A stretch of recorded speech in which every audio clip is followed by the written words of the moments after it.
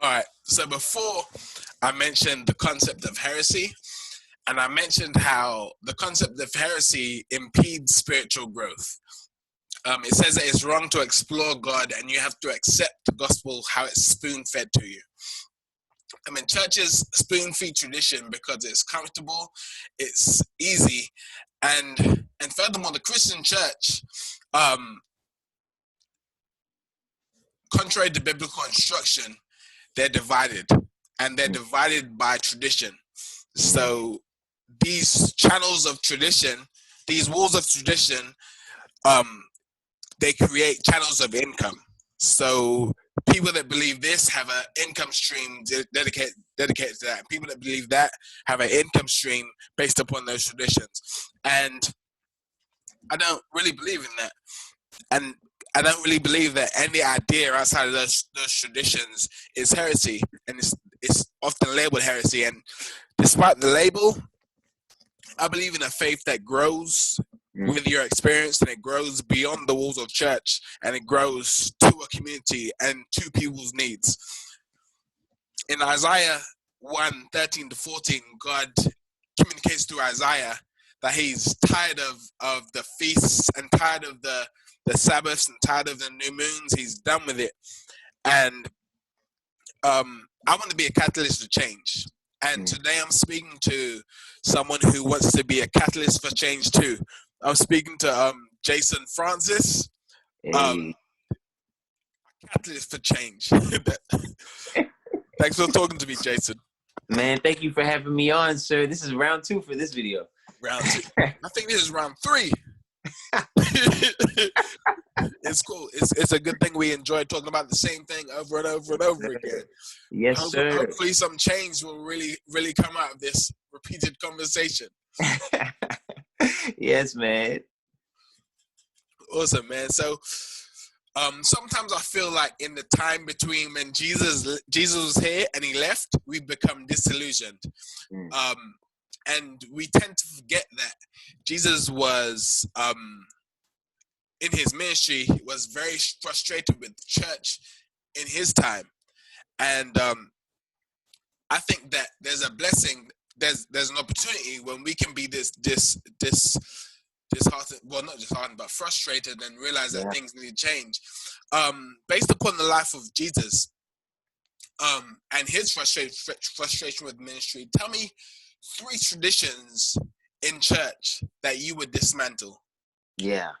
And that's a great question. It really is. And even to the point of what you're saying, like the problem that comes with like traditions or rituals is when you lose whatever the real heart and meaning behind that thing was. Yeah. You know, I think of like when the Israelites, when Moses was leading the Israelites out away from Egypt, going through the wilderness, and they were getting bit by all those snakes. And, you know, God told them, literally God instructed them like, yo, create that golden snake. And when you look at that thing, it will be for healing. And then a couple generations later, maybe, I don't even know if it was generations later, eventually that thing started to be worshipped. And so you lost the meaning of that tradition and you made it into an idol. And so now the meaning behind it is gone. The heart of what it was supposed to do is gone. And so for me, man, like when I think about like challenging and changing a tradition, it's always for the purpose of getting back to the heart of that thing and refreshing a faith experience. You get what I'm saying? Yes. Man. So for me, when I'm looking at like some of the very popular, widely held Christian traditions, that I'm like, yo, what would I want to shift and change? One is definitely the way that we approach communion. Okay. Now, you and I, we come from Seventh-day Adventist backgrounds. Yes. And communion was like, you just have like a communion Sabbath. And I remember when I first went to it as a kid, I walked in and it just felt weird. I was like, what is happening here? Why are we sitting differently in church? What is the white, you know what I'm saying? Like they put out the white blanket onto the everything. And it's like, and it doesn't really carry, I don't know if I think that in many respects, we've lost the heart of what this ritual was supposed to be, because it's supposed to be reminding us of the sacrifice that Christ made for us. It's supposed to be the centerpiece of like a community experience, but it doesn't feel refreshing in that way. It doesn't feel revitalizing in that way. And so one of the first things that I would want to change about it is taking it away from being something that we practice within a church setting and to be something that we practice within a home setting, man. Let's actually make this thing a meal again, like it used to be. Yeah. Where we're fellowshipping, we're communicating with each other. You know what I'm saying? Like when you have communion at home with your family, and like you really go through those steps, like you wash each other's feet. Yes. Like some marriages will start to mend just because it's like, yo, I'm gonna have to forgive you guys, or apologize because I'm about to wash your feet. Yeah, exactly. I saw. I was looking on Instagram, and you know Pastor Panic. No, I don't think I know Pastor Panic. He went to Oakwood too, but I was in seminary with him at La Sierra. But he was just doing a communion via Zoom, so he was sending his congregation the recipe to create their communion stuff, and he was gonna have a communion with this congregation over Zoom, and I think that was awesome. Come on, man! I love that. Yeah, this quarantine is really, creating some innovation. It's creating change in church in the way that we couldn't have done ourselves. Right. And even people like us may have been preaching it or saying it for years, and now people are having to be forced to go through it. And so, like I love hearing stuff like that, man. Yeah. Like I remember the first time that I had communion with my family at home, and there was because again, I'm a pastor, so I was used to performing it on a certain level and platform. Yeah. Yeah. But doing it just face to face with my kids, apologizing for things or hearing them, man, my kids started confessing stuff that I did not know about. And I was like, man, like you did what? Right. Like, oh, I gotta forgive. And then you can't punish them for it because they told you in communion. Like, oh, exactly. Okay, I guess. Yeah, man. So that's one. Yeah, definitely putting communion back in the family. Go ahead, though. And I think that that communion, when it first happened, it was supposed to be a communion between friends and family and breaking bread and eating. Mm-hmm. And I think that is lost. When around the communion table, I'm sure they communicated and talked. Jesus wasn't me. Like they had conversations, and I think that crucial part of communion is that connection with the daily meal. Like we shouldn't do communion quarterly. We should do it as many times as we eat every day especially with other people. Yeah, like especially, and it's true because it also carries that community aspect that did exist between Jesus and his disciples. Like this wasn't a performance in this moment. It was literally like, hey, we're all together. We're eating a meal because this is what we do together. We are a community. We're not faking this. Like we eat on the regular. That's what we do. I like to study how much of Jesus' ministry was centered around food. Like the only miracle that's in all four of the Gospels is the feeding of the 5,000. Like that was some good bread and fish. That's a good point. It's the only miracle that all of the disciples remembered. Wow, that's a good point, man. So we need to let the people know that Jesus brought us food. Yeah. Yo, man. Yeah, so that's definitely one of them. And of course, there are others connected to that, but that's like just an example of one that I'm like, listen, let's take this and put it back into our homes again, man. I used to say that the original children's and youth ministry was family ministry that took place in the home. When you read the Old Testament, most of those rituals were like, tell these stories to your family, tell this to your children, man. And so I really want to see that reclaimed. Other thing, second one, is I would like to see the breakdown between this whole idea that there is a professional class of people that are supposed to be ministers and the rest are just non-ministers. You know what we call it, like like the church, like the laity and the clergy.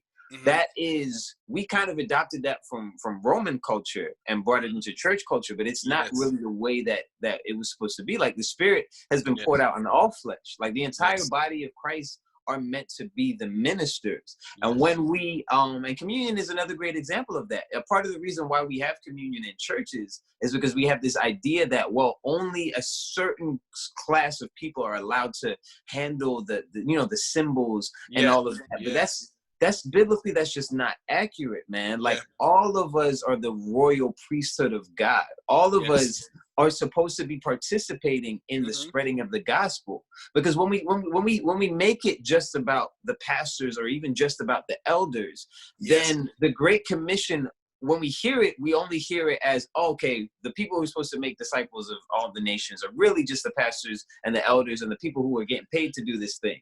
No, all of us are supposed to be a part of the work.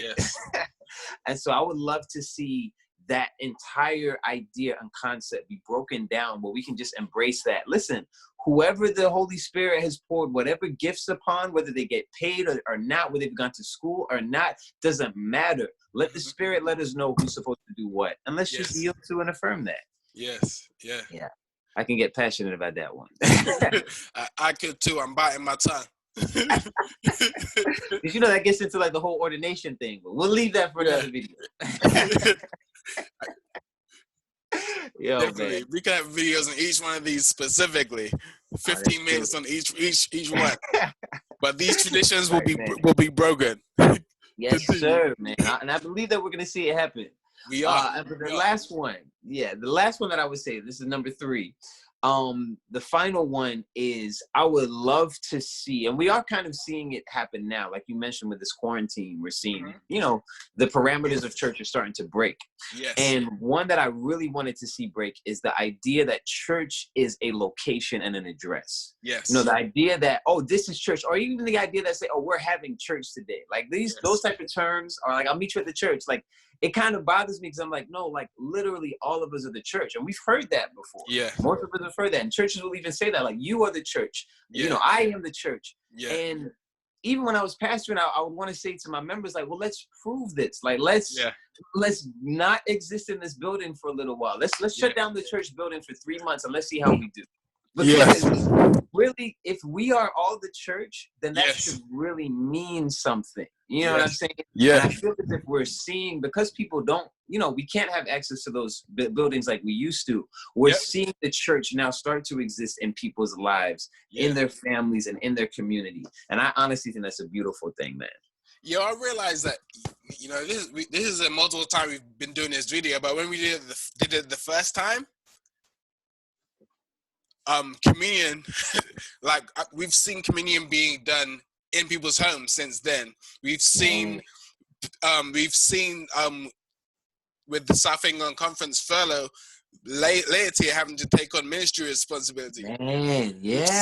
We've seen that people can't go to a location in church. People have to do church online. So it's like the 3 things that you mentioned have come to pass. Like, if we recorded this, you'd be a prophet.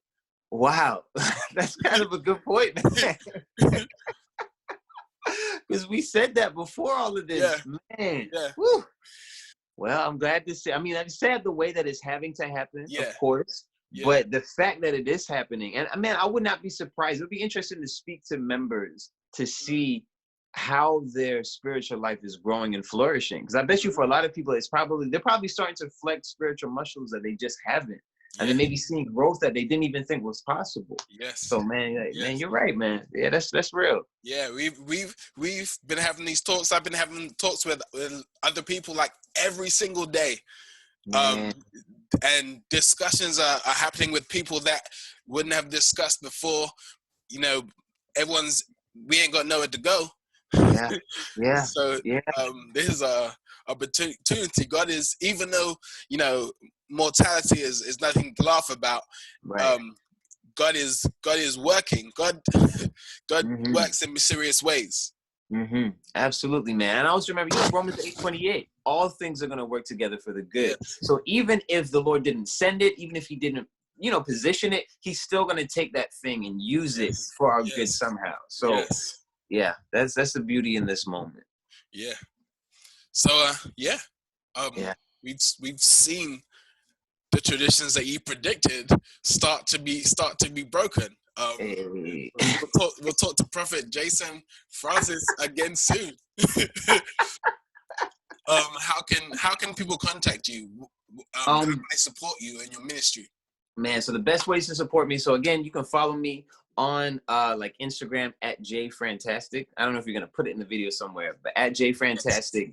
But my ministries are Kinetic. You can follow Kinetic on Instagram, and we have a website which is IAM_Kinetic. That's the IG, and it's just IamKinetic.org is the website. Okay.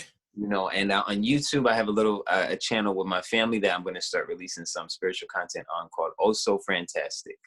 Awesome. Can't wait for that. Yeah, man. Please keep that in prayer, man. And I love what you're doing, man. Please keep this up. This is good stuff. I appreciate you for helping me. I couldn't do it without you. Sure. Hey, glad to be a part. Appreciate it, man. We'll talk again soon. Yes, sir. Wrong mouse again.